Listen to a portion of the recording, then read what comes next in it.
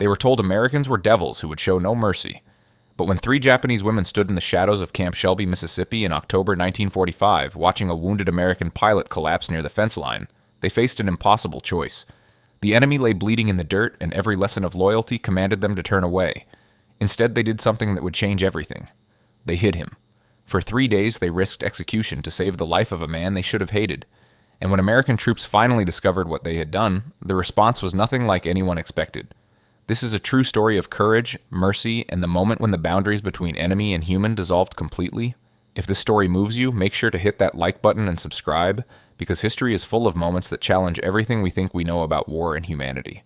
The morning of October 12, 1945, began like any other morning at Camp Shelby. The Mississippi sun rose hot and heavy, burning off the early fog that settled over the camp each night.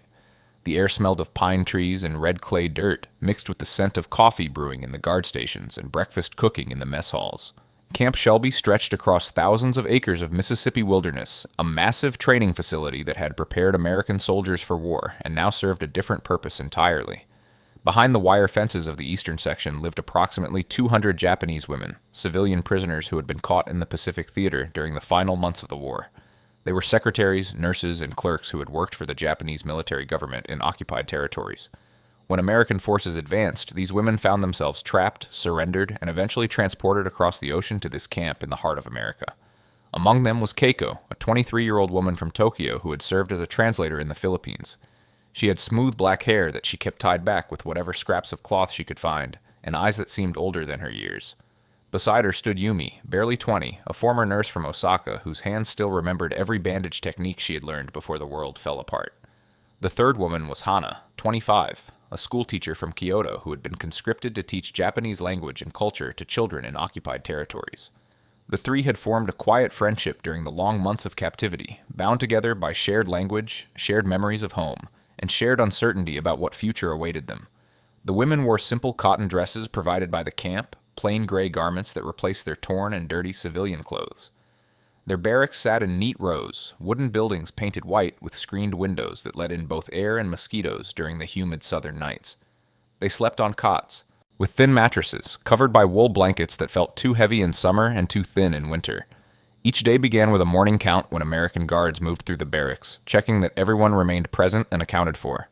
Then came breakfast in the mess hall, bowls of oatmeal or grits, toast with margarine, sometimes eggs or bacon that still amazed them with its abundance.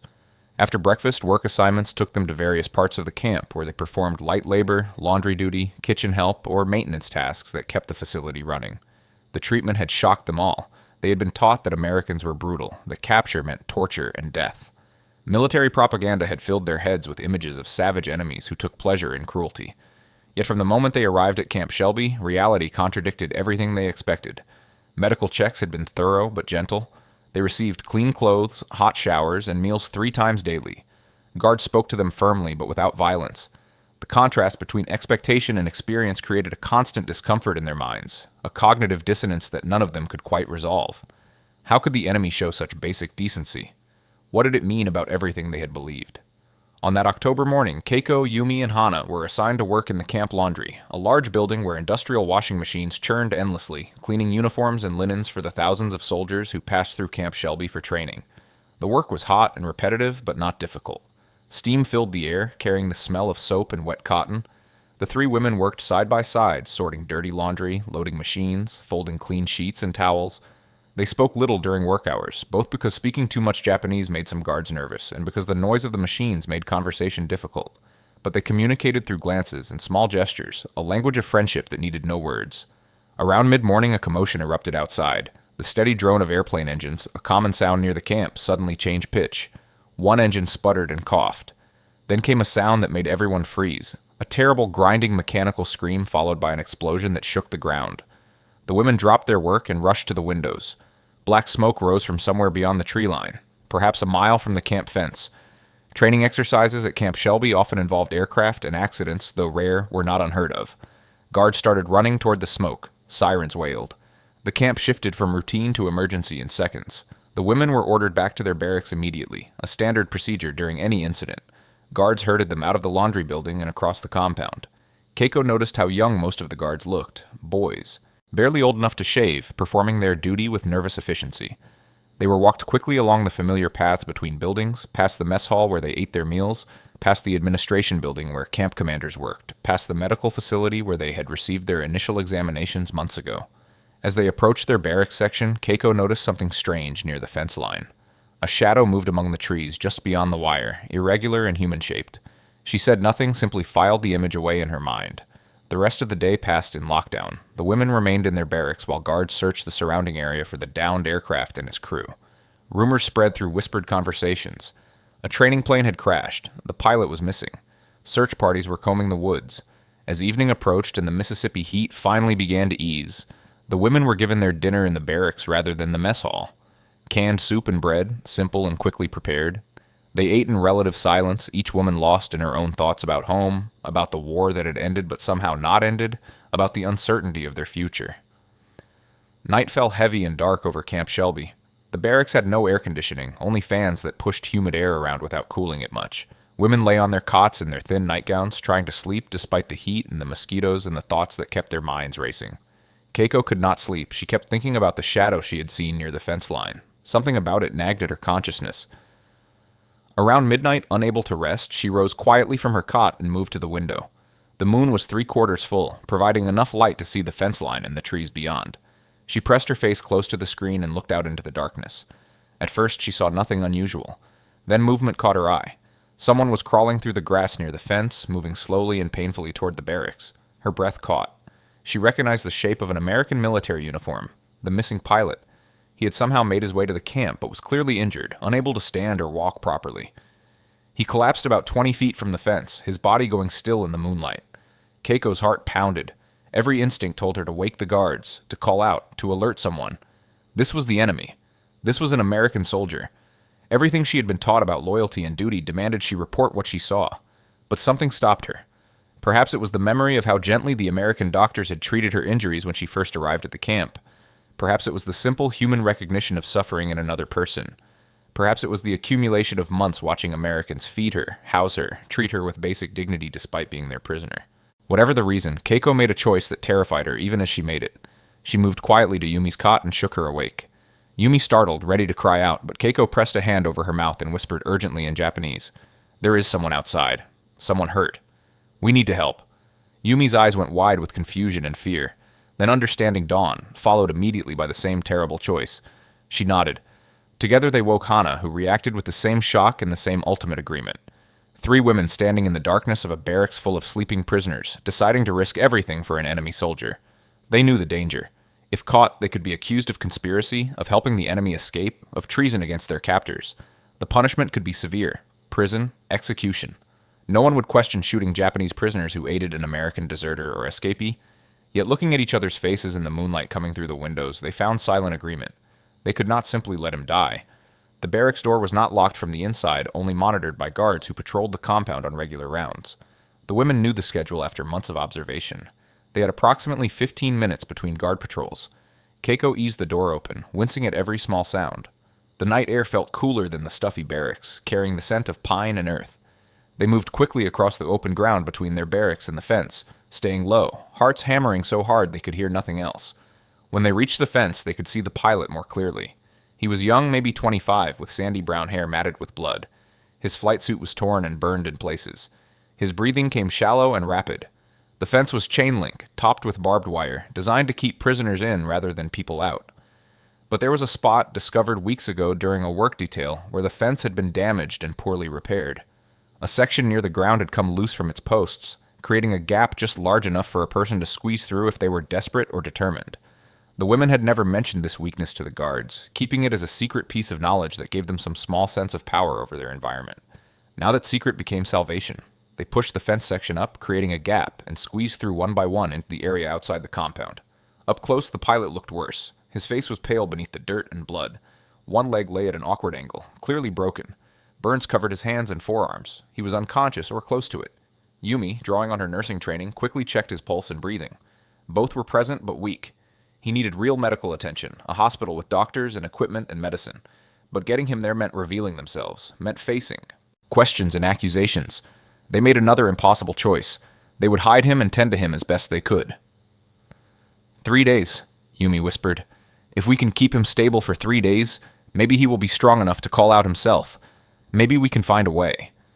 It was a thin hope, but it was something. Moving him proved difficult. He was not a large man, perhaps 5'9" and 160 pounds, but he was dead weight, and they were small women weakened by months of limited rations before their capture. They dragged him more than carried him, pulling him through the gap in the fence, across the open ground, and finally into a narrow space between their barracks and the building next to it. This gap, barely 3 feet wide, was used for storage of old crates and maintenance equipment. It was dark, hidden from casual view, and rarely visited. They positioned him behind a stack of wooden crates, creating a small sheltered area that could not be seen from either end of the gap. Then they slipped back into the barracks just as they heard the footsteps of the next guard patrol passing nearby. The 3 women lay in their cots, breathing hard, minds racing with fear and adrenaline and disbelief at what they had just done. None of them slept the rest of that night. They stared at the ceiling or at the windows, listening for any sound of discovery, any indication that someone had seen them. But the night passed without alarm. Morning came with its usual routine. Count, breakfast, work assignments. The women moved through it all in a daze, going through motions while their minds stayed fixed on the man hidden between the buildings. Was he still alive? Had anyone found him?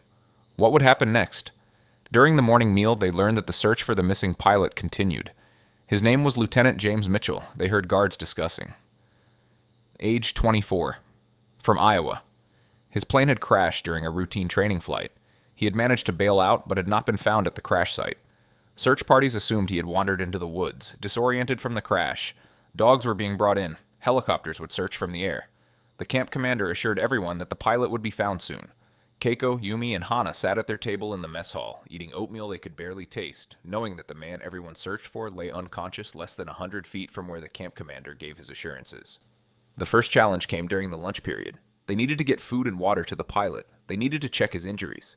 Yumi needed to see if infection was setting in, if the broken leg required splinting, if any of the burns were severe enough to threaten his life. The women volunteered for kitchen cleanup duty, a task that allowed them to collect leftover food and fill water bottles without attracting suspicion. They wrapped bread in pieces of chicken and napkins, filled 2 canteens with water, and slipped these items into their clothing. Then came the dangerous part.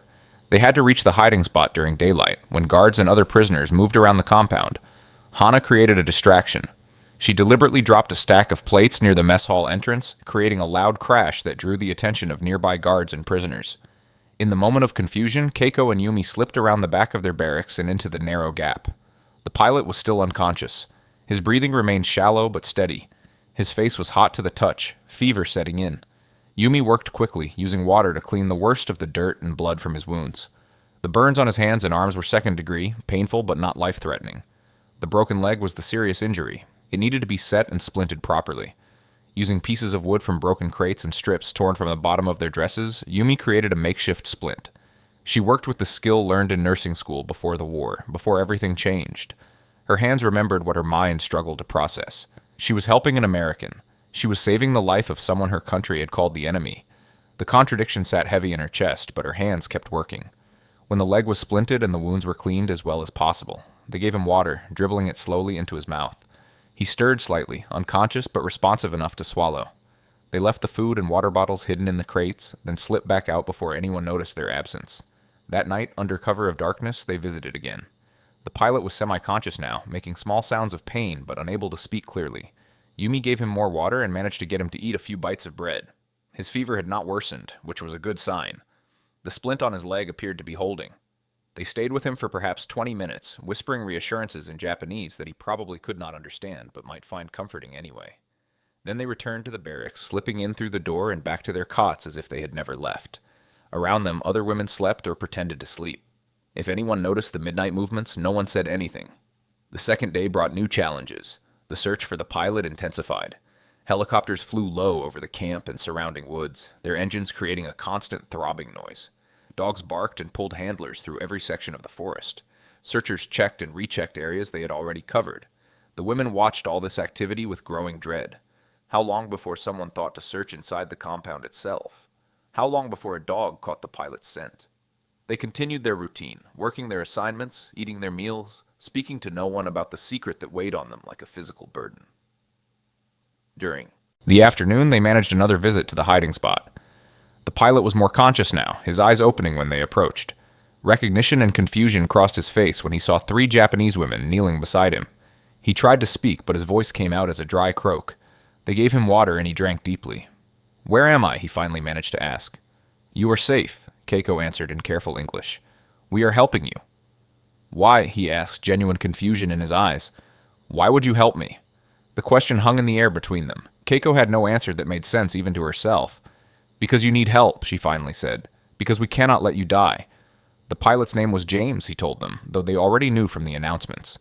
Lieutenant James Mitchell from Des Moines. He had been flying a training exercise when his engine failed. He bailed out, but his parachute partially failed, causing him to hit the ground hard. He remembered crawling through the woods, disoriented and in pain, seeing the lights of the camp. He thought if he could reach the fence, someone would find him. He never expected to wake up being tended by Japanese women. His confusion was evident, but so was his gratitude. "Thank you," he said simply. "I don't understand, but thank you." They nodded, unable to explain what they themselves did not fully understand. Then they left him with more food and water, promising to return. That evening, sitting in the barracks after dinner, the three women finally talked about what they were doing and why. They spoke in whispers, in Japanese, huddled close together on Keiko's cot. "We should tell someone," Hana said. "He needs real doctors. What we are doing is not enough." "But if we tell someone," Yumi countered, "we will be punished. They will ask why we hid him instead of reporting him immediately. They will think we were trying to help him escape." Keiko listened to them debate, her own thoughts churning. She understood both positions. The practical need to get the pilot proper medical care, the fear of consequences for their actions. But beneath both concerns lay something deeper. "I think," Keiko said slowly, "that we needed to do this. Not for him, though he needed help, but for us. To prove to ourselves that we are not just prisoners, not just Japanese women who must obey every rule and accept every boundary. We made a choice. We chose mercy over fear. We chose humanity over loyalty. And maybe that choice matters more than whether we get caught or punished." Her words settled over them like a weight and a liberation at the same time. They sat in silence, understanding that what had started as an impulse to help someone injured had become something more significant. It had become an act of moral autonomy in a world that had stripped them of nearly all power and choice. The third day dawned gray and threatening. Storm clouds gathered over Mississippi, bringing the promise of rain. The women woke early, anxious to check on, their patient before the morning count.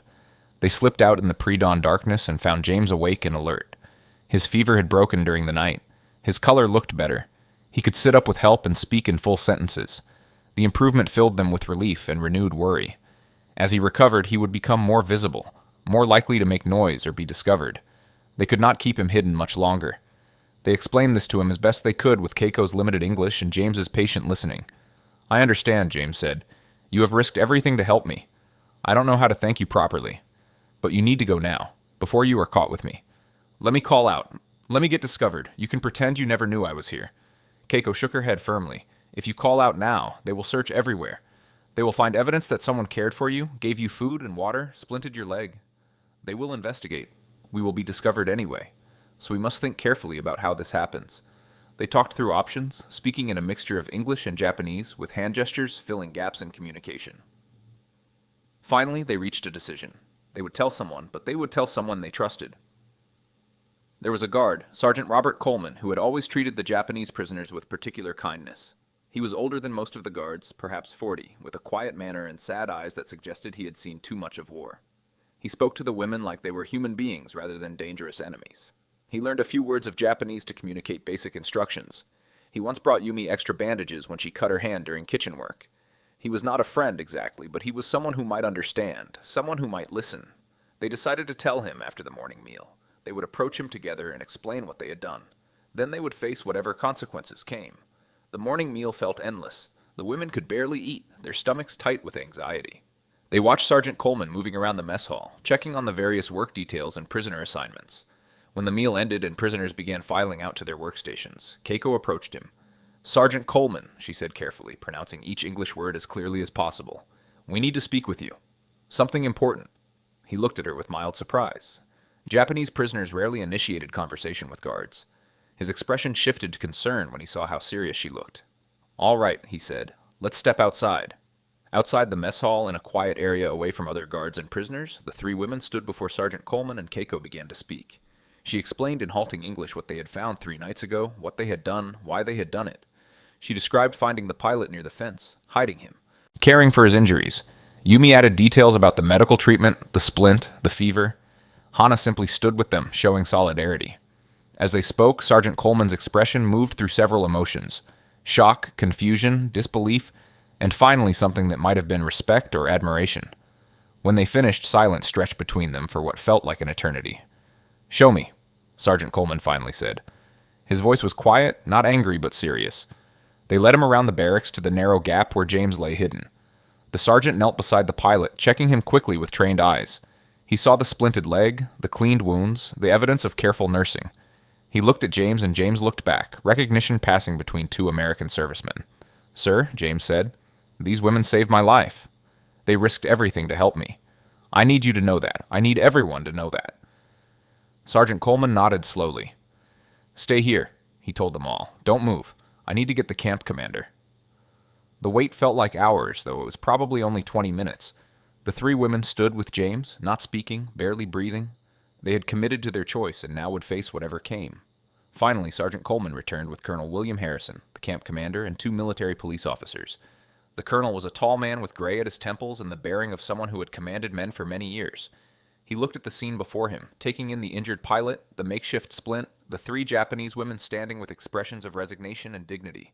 His face was unreadable. The colonel knelt beside James, speaking to him in low tones.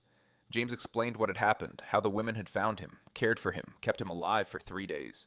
He emphasized repeatedly that they had risked their own safety to help him, that they had shown mercy to an enemy when they had no obligation to do so. The colonel listened without interrupting. Then he stood and turned to face the three women. For a long moment he simply looked at them. Keiko met his gaze steadily, refusing to look away. Whatever punishment he decided, she would accept it. She had made her choice and did not regret it. "Sergeant Coleman," the colonel said finally, "arrange immediate medical transport for Lieutenant Mitchell. Get him to the base hospital, full examination and treatment for his injuries." Then he turned back to the women. "You three will come with me to the administration building. The military police will escort you." Keiko's heart sank. This was it.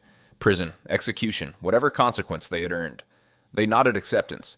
But as they began walking toward the administration building, the colonel did something unexpected. He walked beside them rather than behind them, and his military police escort walked at a respectful distance rather than as jail guards. The colonel spoke as they walked. "What you did was dangerous and could have caused serious complications, but I want to understand why you did it." Keiko gathered her English words carefully. "In our country," she began, "we were taught that Americans are evil, that you would torture and kill prisoners without mercy. When we were captured, we expected to die, but you gave us food, clean clothes, medical care, respect. You treated us like human beings even though we were your enemy. When we found Lieutenant Mitchell, he was the enemy to us, but we remembered how you treated us. We thought maybe we should treat him the same way. We could not let him die when you had not let us die." The colonel listened, his expression softening slightly. "And you knew you would be caught eventually," he said. "It was not a question." "We knew," Yumi answered, "but we chose to help anyway." At the administration building, the colonel led them into his office, a simple room with a desk, filing cabinets, and a large American flag on one wall.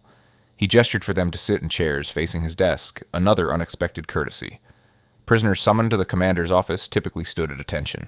He sat behind his desk and looked at them for a long moment before speaking. "What you did," he began, "violated several camp regulations. You left your barracks without permission. You concealed the location of an American serviceman. You could be charged with conspiracy, with obstruction of a military investigation, with a dozen other offenses." The women waited for the other shoe to drop, for the announcement of their punishment. But the colonel surprised them again. However, he continued, "You also undoubtedly saved Lieutenant Mitchell's life. His injuries required immediate treatment, which you provided to the best of your ability with no training and no resources. You kept him stable during a critical period when he could easily have died from shock or infection.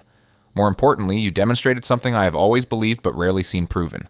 You demonstrated that human decency transcends nationality and war. You were told we were monsters, yet you saw our humanity. And when given the chance to show us your humanity, you did so at great personal risk.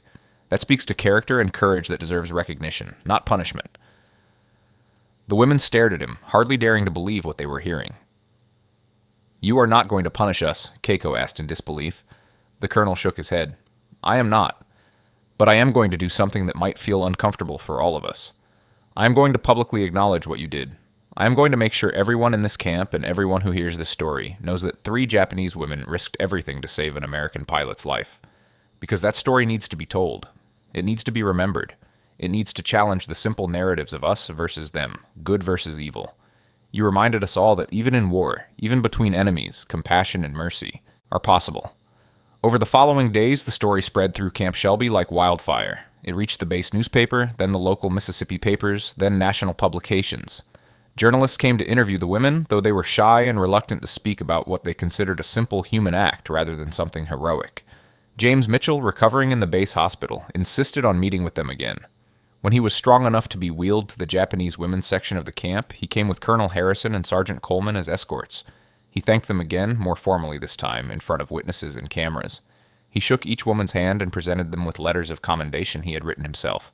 The reaction from other prisoners was mixed. Some of the Japanese women celebrated Keiko, Yumi, and Hana as heroes who had shown the best of their character. Others felt conflicted, wondering if helping the enemy was a betrayal of Japan, even if Japan had already surrendered. A few refused to speak to them at all, seeing their actions as shameful collaboration. The three women accepted all reactions with quiet dignity. They had made their choice based on their own conscience, not seeking approval or praise. They had done what felt right in the moment, and they could live with that decision regardless of how others judged it. American servicemen at the camp reacted with genuine surprise and respect. Many had carried simple assumptions about Japanese people, viewing them as cruel or inhuman based on propaganda and wartime atrocities. The story of three Japanese women risking punishment to save an American pilot challenged those assumptions forcefully. It created conversations among soldiers about humanity, about prejudice, about the difference between a government's actions and an individual's character. Some soldiers began treating all the Japanese prisoners with noticeably more respect, seeing them as individuals rather than as a monolithic enemy group. For Keiko, Yumi, and Hana, the experience changed them in ways they could not fully articulate. They had spent months living with cognitive dissonance, holding on to their Japanese identity and loyalty while simultaneously recognizing that their American captors treated them with unexpected humanity. The act of helping James Mitchell resolved some of that dissonance. They had chosen to mirror the mercy shown to them, to extend the same humanity across enemy lines that had been extended to them. In doing so, they reclaimed agency over their moral choices. They were no longer just prisoners reacting to circumstances. They were women acting on principle, making conscious decisions about the kind of people they wanted to be. The weeks following the incident brought unexpected changes to their daily lives. Colonel Harrison used their example to implement new policies at Camp Shelby regarding prisoner treatment and integration. He argued that if Japanese women could show such humanity toward Americans, then Americans had an obligation to demonstrate equal humanity toward their prisoners. Restrictions eased slightly. Prisoners were given more freedom of movement within the compound. Educational programs were expanded. Mail from Japan, previously heavily delayed and censored, began arriving more regularly. The changes were small but significant, representing a shift from viewing prisoners solely as enemies to viewing them as human beings caught in circumstances largely beyond their control. James Mitchell's recovery took several weeks. His leg healed slowly, requiring surgery to properly set bones that had started fusing incorrectly during the days he lay hidden. The burns on his hands and arms left scars but no permanent loss of function. Throughout his recovery, he corresponded with Keiko, Yumi, and Hana through letters translated by camp interpreters. He wanted them to know how their actions had affected him, how it had changed his understanding of the war and of humanity. He wrote about growing up on a farm in Iowa, about joining the Army Air Corps with simple ideas about good guys and bad guys, about how real life proved far more complicated than those simple categories allowed. In one letter, James wrote something that Keiko read and reread many times. He said, "Before I crashed, I thought I understood the war. We were good and they were evil. Simple. But you three showed me that evil is not a nationality or a uniform. Evil is a choice to ignore suffering when you have the power to help. You had every reason to leave me to die. I was the enemy. I represented a country that had bombed yours, killed your people, destroyed your cities.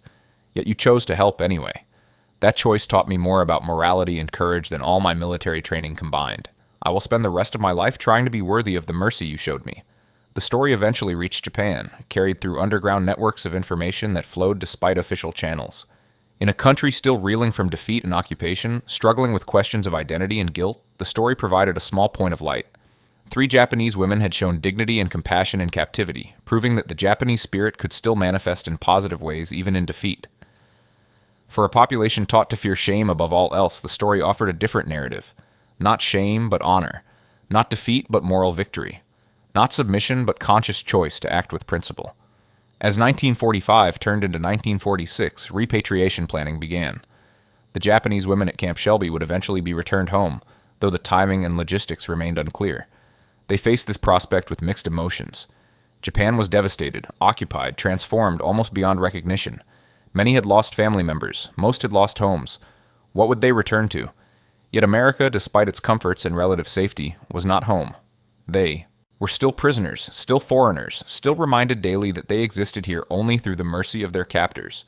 The question of where they belonged, where home truly was, haunted them during those uncertain months. Keiko spent her evenings writing in a journal she had started keeping after the incident. She tried to capture her thoughts and feelings, knowing that someday she might need to remember exactly what this experience had felt like. She wrote about the moment she first saw James collapse near the fence, about the fear that gripped her when she decided to help him, about the strange peace that came with committing fully to a moral choice regardless of consequences. She wrote about conversations with Yumi and Hana, about how they had become closer than sisters through their shared secret. She wrote about her changing understanding of America, of Americans, of the war itself. In one entry, Keiko wrote, "I came to America as a prisoner expecting death and found life. I was taught Americans were devils and found human beings.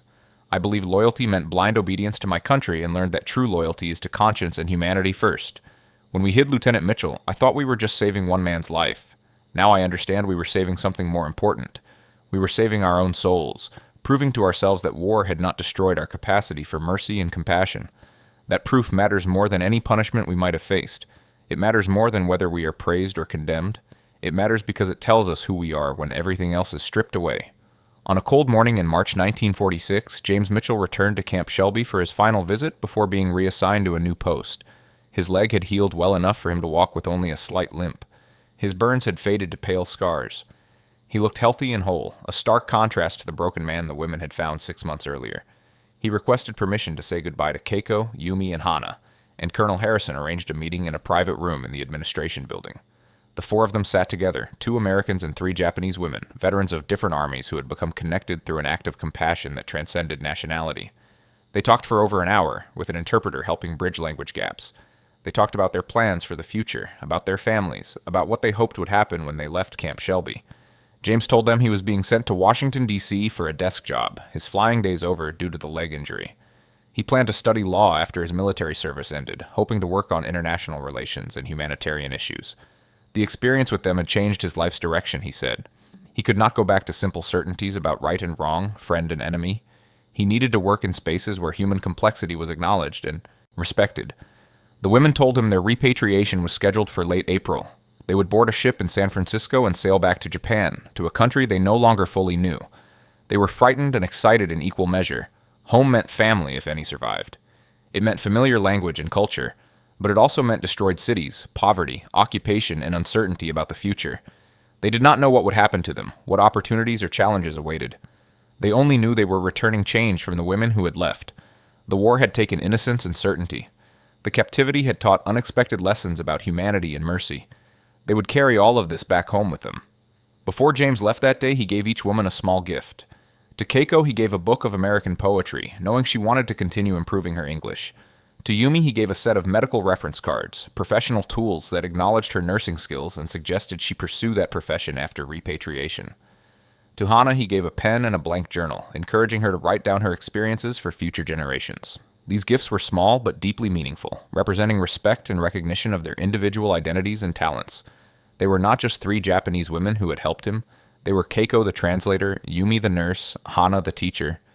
Individuals with lives and dreams and futures. As they said goodbye, James spoke the words that would stay with them forever. "What you did for me," he said, his voice thick with emotion, "was more than saving my life. You reminded me that even in the darkest circumstances, humans can choose mercy over hatred, compassion over revenge, connection over division. You proved that the enemy is never just the enemy. We are all people first, caught in circumstances we often did not choose and cannot control. But we can control how we respond to those circumstances. You chose to respond with courage and kindness. That choice matters. It will always matter. I will spend my life telling your story and trying to honor what you taught me." They hugged goodbye, an awkward embrace between people from different cultures who had bridged an impossible gap. Then James left, walking away through the camp he had nearly died near 6 months earlier, saved by the mercy of women he had been taught to view as enemies. The 3 women watched him go, tears in their eyes but smiles on their faces. They had given him life, and he had given them something equally valuable. He had shown them that their choice mattered, that their compassion had created ripples that would continue long after they all left Camp Shelby. In April 1946, as spring brought green warmth back to Mississippi, the Japanese women prisoners prepared for repatriation. They packed their few belongings, wearing the same simple dresses they had been given upon arrival, but supplemented now with gifts from guards and other prisoners. Small things, mostly. Scarves, bars of soap, packets of coffee and chocolate to take home. American cigarettes that could be traded for necessities in occupied Japan, letters of reference and character testimonials from Colonel Harrison and other camp officials, documents that might help them find work or avoid persecution when they return to a country that might view them as traitors for surrendering rather than dying. The journey from Camp Shelby to San Francisco took 3 days by train. The women watched America pass outside the windows, the same landscape they had seen on the journey to the camp, but viewed now through different eyes. They saw abundance still, but also understood it better. They saw the faces of Americans in train stations and small towns, no longer fearsome devils, but ordinary people living ordinary lives. Some of those faces looked at them with hostility or suspicion. Others looked with curiosity or indifference. A few looked with kindness and nodded greetings that the women returned.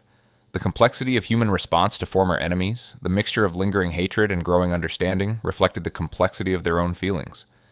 The ship that would carry them across the Pacific was a converted military transport, crowded with Japanese prisoners returning home. There were women from various camps across America, soldiers from POW facilities, civilians caught in various circumstances. They filled the ship with hundreds of individual stories of survival, loss, and uncertain futures. Keiko, Yumi, and Hana stood on deck as the ship prepared to depart San Francisco Bay. They watched the American coastline, the city rising on its hills, the Golden Gate Bridge spanning the water. They had arrived in darkness months ago, seeing only shadows and fear. They departed in daylight, seeing a country that had shown them unexpected mercy. The Pacific crossing took 2 weeks. The ship moved slowly, careful of mines and bad weather. Prisoners gathered in groups on deck and below, sharing stories, making plans, worrying about what awaited them. Some talked excitedly about reuniting with family. Others carried the grim knowledge that family was gone, homes were destroyed, and they returned to nothing. Keiko, Yumi, and Hana spent hours talking about their experience at Camp Shelby, about the decision to help James Mitchell, about what it all meant. They wondered if they had been foolish or brave. They wondered if anyone at home would understand, or if they would be judged harshly for showing mercy to the enemy. As Japan's coastline appeared on the horizon, a strange mixture of emotion filled them. Joy at finally being home, fear of what home had become, grief for all that had been lost, hope that perhaps something new could be built from the ruins. They disembarked at Yokohama, processed through occupation authority checkpoints, and finally released into a Japan that was both familiar and utterly foreign. The cities were rubble. People looked thin and hungry. American occupation forces were everywhere, a constant reminder of defeat. Yet life continued. People worked, rebuilt, carried on despite everything. Keiko returned to Tokyo and found her family's home destroyed, but her mother and younger sister alive, living in a makeshift shelter. The reunion was tearful and complicated. Her mother asked no questions about captivity, perhaps sensing that the answers would be too difficult to hear or understand. Keiko found work as a translator for the occupation authorities, her English skills valuable in the new Japan. She never forgot James Mitchell or the choice she made in Camp Shelby. She told the story to her own children years later, wanting them to understand that humanity and compassion matter even when everything else suggests otherwise. Yumi returned to Osaka and discovered her entire family had been killed in the firebombing. She had no home to return to, no family to reunite with. The grief nearly destroyed her, but she remembered the training that had served her well in captivity. She became a nurse again, working in a hospital that served both Japanese citizens and American occupation personnel. She treated everyone with equal care, never forgetting that mercy shown to one American pilot in Mississippi had taught her something fundamental about the sanctity of all human life. She never married, dedicating her life to healing instead. Hana made it back to Kyoto, to a city that had miraculously survived the bombing relatively intact. Her family was alive, but her father rejected her, calling her a traitor for surrendering to Americans instead of choosing death. The accusation hurt deeply, but Hana stood by her choices. She became a teacher again, working in a school run by American missionaries who welcomed her English skills and her compassionate nature. She wrote about her experiences eventually, a memoir that was published decades later and became required reading in Japanese schools, studying the occupation period and the complex legacy of war. James Mitchell kept his promise. He told their story whenever he could, writing letters to newspapers, giving speeches at veterans organizations, making sure that people knew about 3 Japanese women who had risked everything to save an American pilot's life. He became a lawyer specializing in international humanitarian law, working on cases involving war crimes, prisoner treatment, and the responsibilities of nations toward enemy civilians. He credited Keiko, Yumi, and Hana with giving him not just life, but purpose. Their mercy had shown him that law and justice must always be grounded in recognition of shared humanity. In 1965, 20 years after the war ended, James Mitchell made a trip to Japan. He was 45 years old, married with 3 children, a successful lawyer, and respected voice on humanitarian issues. He had never forgotten the women who saved him, and he wanted to thank them again in person. Through contacts with the State Department and Japanese government, he tracked down Keiko in Tokyo. She was 43, married to a businessman, mother of 2 daughters. She worked as an English teacher at a prestigious university. When James appeared at her classroom door one afternoon, she did not recognize him at first. Then memory flooded back and she burst into tears. They met for dinner that evening, bringing their families together. James's wife and children met the woman who had saved their husband and father. Keiko's daughters met the American pilot whose life their mother had risked her own safety to preserve. James asked about Yumi and Hana. Keiko told him what she knew. Yumi was still nursing in Osaka, unmarried, devoted to her work. Hana had moved to a small town outside Kyoto, teaching and writing. James visited them both during his stay in Japan, reuniting with all 3 women who had shown him mercy in Mississippi 2 decades earlier. The reunions were emotional and profound, bringing closure and understanding to an experience that had shaped all their lives. Before leaving Japan, James arranged for a small gathering of the 3 women and their families at a tea house in Tokyo. They sat together, no longer young but not yet old, veterans of a war that seemed increasingly distant yet remained forever present in their memories. They talked about Camp Shelby, about those 3 days when they hid a wounded pilot, about the choices they made and the consequences that followed. James thanked them again, his voice breaking with emotion. "You gave me my life," he said. "You gave me my family. You gave me purpose and understanding. I can never repay that debt, but I can make sure the world knows what you did and what it means." Keiko spoke for all 3 women when she responded. "We did not do it for thanks or recognition," she said. "We did it because it was right. Because you were suffering and we had the power to help. Because mercy is never wrong, even when it defies authority or challenges loyalty. What we learned in Camp Shelby was that humanity comes before nationality, that compassion transcends conflict, that we are all people first and enemies only by circumstance. You helped us remember that by the way you and your fellow Americans treated us. We helped you remember that by the way we treated you. The lesson goes both ways. Neither side has a monopoly on virtue or evil. We are all capable of both, and we must choose carefully which we will embody." The story of 3 Japanese POW women who hid a wounded American pilot for 3 days became legendary, told and retold in books, articles, and eventually films. It became a touchstone for discussions about the humanity that persists even in war, about the power of individual moral choice, about the complexity of defining friend and enemy. Historians studied it as an example of unexpected compassion crossing enemy lines. Psychologists analyzed it as a case study in moral courage. In cognitive dissonance resolution, ordinary people simply found it inspiring, a reminder that even in the darkest circumstances, humans can choose mercy over hatred. All 4 of them, James, Keiko, Yumi, and Hana, lived long lives. James died in 2005 at age 85, his obituary mentioning not just his legal career, but his lifelong advocacy for humanitarian causes, inspired by 3 Japanese women who saved his life. Keiko died in 2010 at 88, surrounded by children, grandchildren, and students who had learned from her about language, culture, and the importance of compassion. Yumi died in 2008 at 86, still volunteering at the hospital where she had worked for 60 years. Hana died in 2012 at 92, having published 3 books about her experiences during and after the war. Their story outlived them, passed on through generations as an example of what humans can be at their best. It appeared in textbooks in both Japan and America, taught to students learning about World War not just as a conflict between nations, but as a complex human tragedy where individual choices of mercy and compassion created light in darkness. Their story challenged simple narratives about good guys and bad guys, about heroes and villains. It insisted on complexity, on recognizing that humans are capable of both terrible cruelty and profound kindness, sometimes within the same person, often within the same circumstances. The gap between the barracks at Camp Shelby where they hid Lieutenant Mitchell was eventually filled in during a renovation decades after the war. But a plaque was placed on the site, commemorating what happened there. It read simply, "On this site in October 1945, 3 Japanese women prisoners of war, Keiko Tanaka, Yumi Nakamura, and Hana Yoshida, risked their lives to save Lieutenant James Mitchell, United States Army Air Corps. Their act of mercy demonstrated that human compassion transcends nationality, ideology, and conflict. May their courage inspire all who visit this place to choose humanity over hatred, mercy over vengeance, and connection over division." And so the story comes back to where it began, with 3 Japanese women standing in the shadows of Camp Shelby, Mississippi, making an impossible choice that would define their lives and teach lessons that would echo through generations. They were told Americans were devils who would show no mercy. They learned instead that mercy flows in both directions, that it must flow in both directions if humanity is to survive war's worst impulses. When they found Lieutenant James Mitchell bleeding near the fence, they could have turned away. They could have reported him immediately.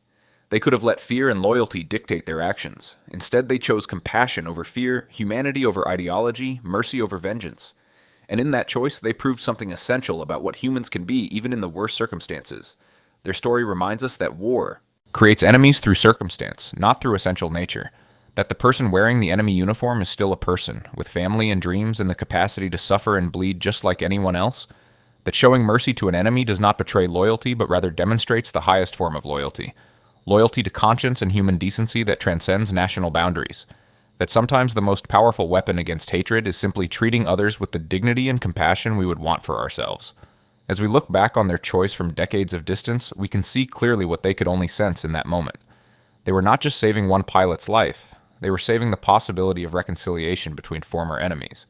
They were demonstrating that cycles of violence and revenge can be broken by individual acts of mercy. They were proving that peace begins not with governments signing treaties, but with individuals choosing compassion over cruelty, connection over division, humanity over hatred. Their 3 days of hiding a wounded pilot became a lifetime lesson for all who heard their story. If this story has moved you, if it has challenged you to think differently about enemies and friends, about war and peace, about the choices we make in difficult circumstances, then please hit that like button and subscribe to our channel. We share these forgotten stories of World War II because they matter, because they teach us things that textbooks and documentaries often miss, because they remind us that history is not just about armies and battles, but about individual humans making choices that ripple through time. Keiko, Yumi, Hana, and James are all gone now, but their story lives on. It lives on every time someone chooses mercy over hatred, compassion over revenge, humanity over ideology. It lives on in you if you let it. Thank you for watching, and remember that even in the darkest times, individual acts of courage and kindness can change everything.